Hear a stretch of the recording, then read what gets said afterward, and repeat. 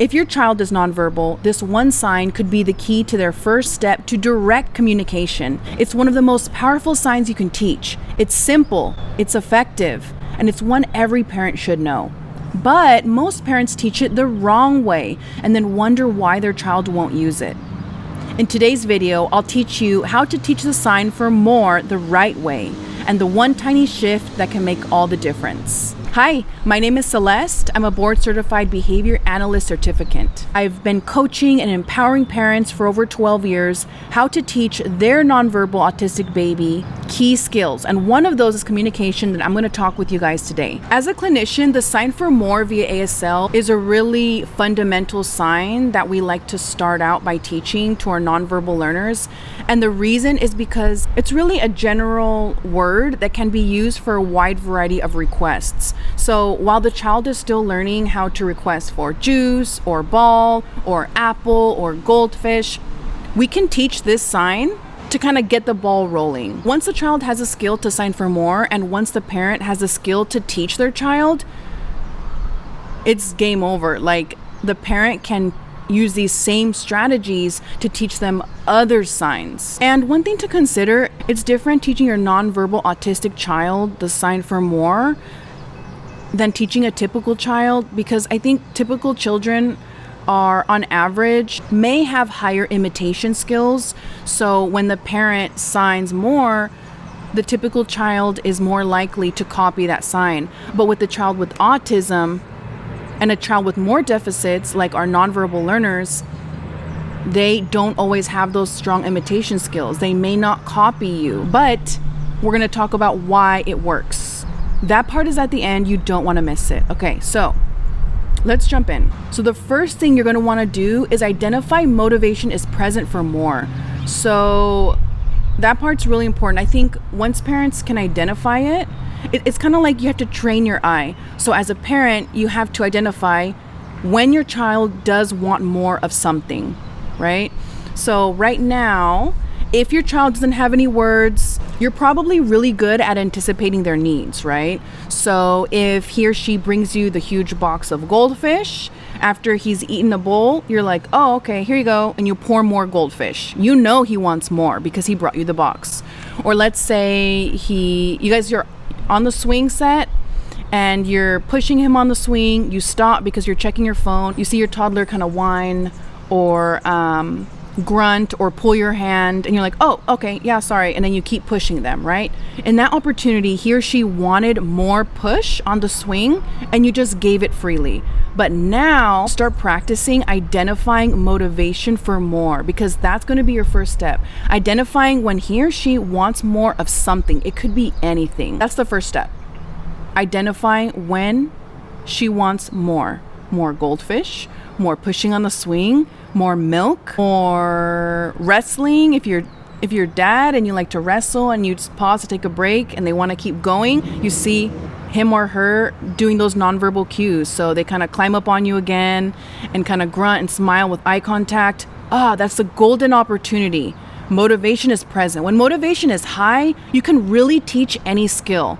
And today we're talking about more. Okay, so you've seen the nonverbal cue is present. He or she wants more. Now what? Number 2, fully help them within 0 seconds. So that means get their little hands, do this sign for more, and you say more. Okay. The reason why I say 0 seconds is because you don't want to give your child the opportunity to error. You don't want to give your child the opportunity to get it wrong. This phase is called errorless learning or errorless teaching.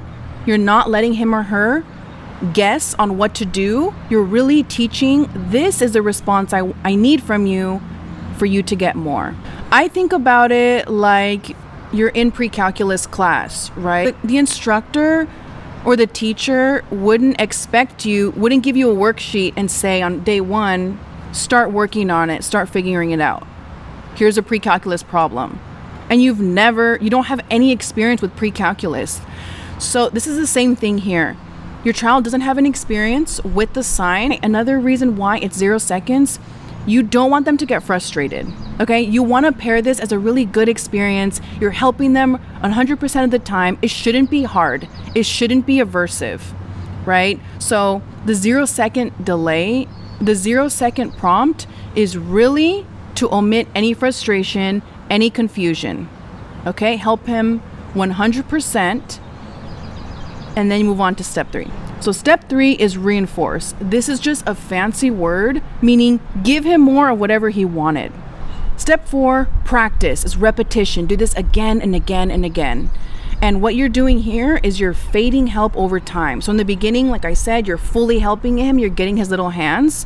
After 10, 11, 12, 13, 14, after ample practice, you should start to see the child initiate or at least wait for you to help prompt them, right? And so here in step 4, you're fading your help. So instead of fully helping him, putting your whole hand over his little hands, it might look like your pressure getting less on their little hands, or it might look like you helping him tap more once, and then you kind of hover and see if he will continue the sign, right?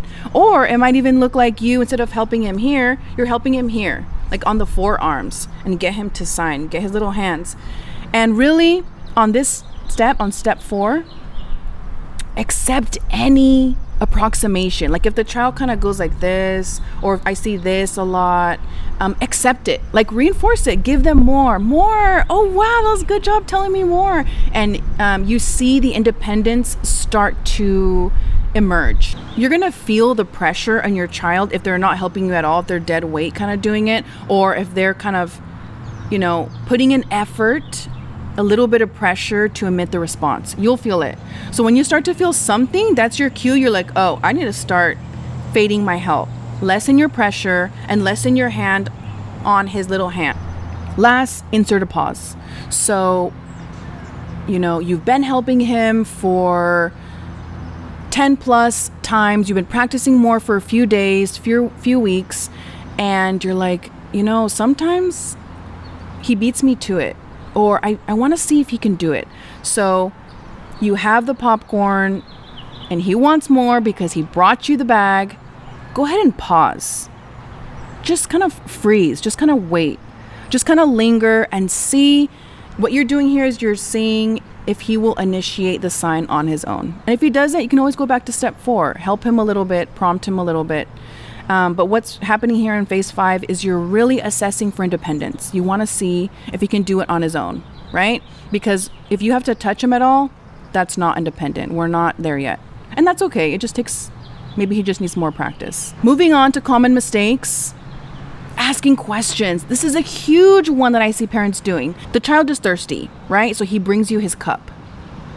The parent might say, do you want more? Reason why this is so detrimental is because autistic nonverbal children may have the tendency for prompt dependency. So what that means is they may always rely on you asking that question. They may always rely on you delivering that prompt, that help. You might get reinforced, like they might do this, which looks like a win, but really they're really relying on your question. And you don't want that. And the reason for that is because, let's say they go to school, right?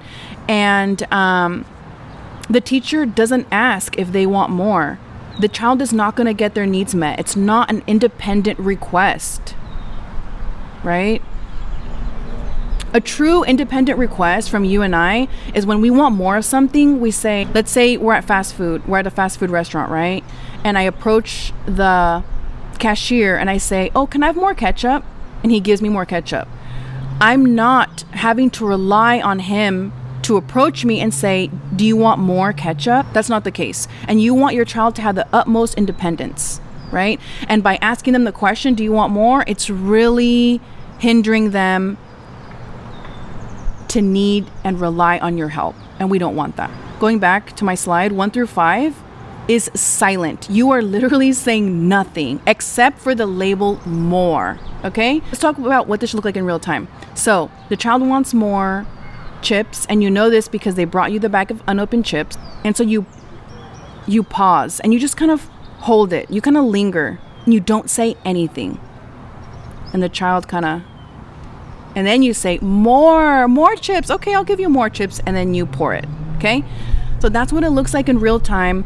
Do not say, do you want more? Our autistic learners, and particularly, I'll argue our nonverbal autistic learners, are really good at identifying patterns. So if they learn the pattern is when mom says, do you want more? I sign more, I get it. They're always going to depend on that hint or that prompt. So go ahead and avoid that altogether. I hope this was helpful. Please leave in the comments down below what food, item, activity are you going to start practicing the sign more with your child. It should be something that they really enjoy, they really like, and that there's opportunities throughout the day. Like they really approach you with motivation for more of that thing throughout the day. What is it for you? Your favorite BCBA, you got this.